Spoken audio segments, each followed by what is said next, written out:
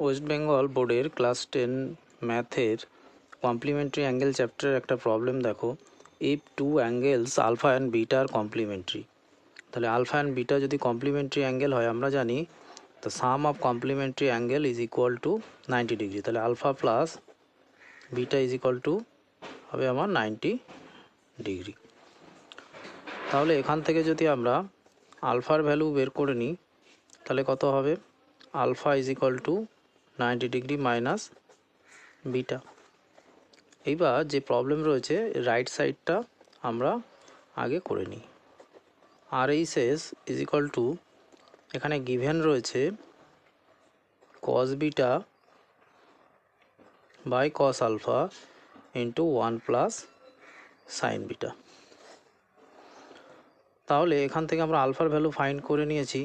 তাহলে আলফার জায়গায় আমরা বসিয়ে দিই আলফার ভ্যালু কত, 90 ডিগ্রি মাইনাস বিটা,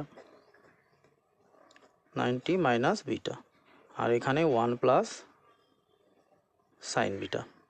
এখানে দেখে নিতে হবে, দেখো লেফট সাইডে সবই বিটা রয়েছে, তার মানে আলফাটাকে আমরা বিটাতে কনভার্ট করে নিলাম। আলফার জায়গায় আমরা এখান থেকে ভ্যালু পুট করে দিলাম।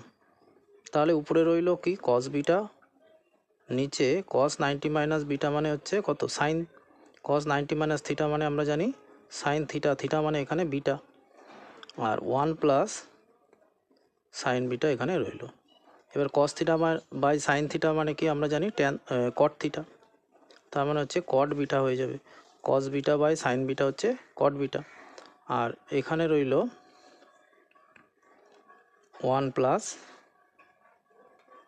Sign beta.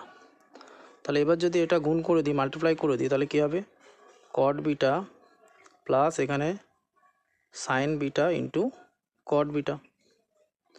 তাহলে cot beta plus sine beta রেখে দিলাম, কস বিটা মানে কী হবে, cos beta by sine beta. আমরা জানি কস থিটা হচ্ছে কট থিটা হচ্ছে cos theta by sine theta, sine beta cancel হয়ে গেল। তাহলে এখানে cot beta plus cos beta, এটাই দেখো লেফট সাইডে এটাই আছে, তাহলে প্রুফড।